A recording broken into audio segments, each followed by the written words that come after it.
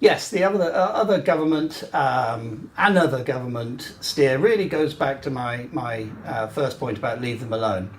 But I would say that we're in a situation where they speak with forked tongue, and by that I mean that on the one hand, Biz or whatever it's now called, and Treasury laud and applaud the 5 million entrepreneurs nearly that are in this country, and everyone on a political level says it's wonderful that these people are setting themselves out to innovate, to grow their businesses, and we all love entrepreneurialism, and it's such a buzzword. And on the other hand, then they penalise success by successively reducing the amount these individuals, when they are making profits, can put into their pensions. We've gone from an almost unlimited circumstance of input through to lifetime allowances a few years ago at 1.8 million, they're now down to a million.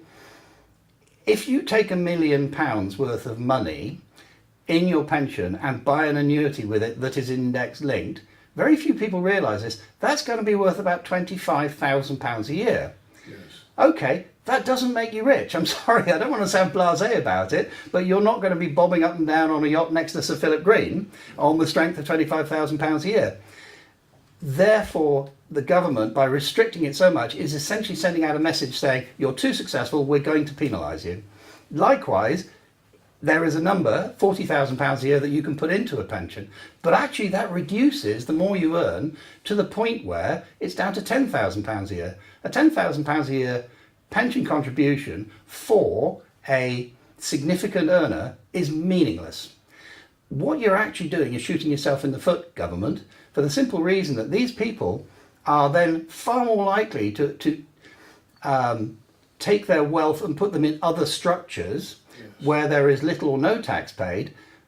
There seems to be a fundamental misunderstanding that pensions are tax-free. Pensions are not tax-free. Pensions grow in a tax-privileged environment, but when you start taking that money back out again, you pay tax on it at your full marginal rate. What that means is that a bigger pension pot earns the Exchequer more money down the line. Right? So it's really short-term, penalising successful individuals.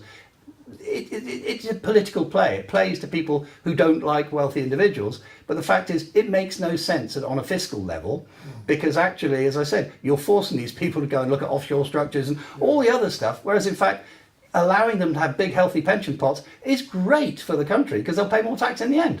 Yes. So just stop thinking short term. Think it through.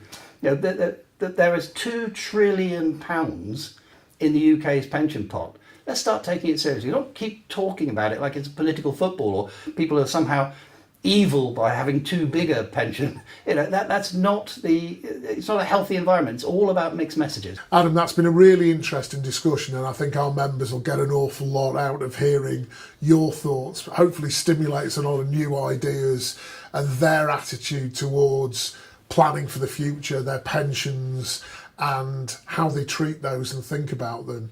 The other thing that we discussed, which I think we will now definitely have to do, is we've talked about making this a live event where we actually get some members in and treat it as a workshop and really have a closer look at a lot of the implications that were raised by the survey. So I look forward to working with you on that in the future. Thank you very much for your time.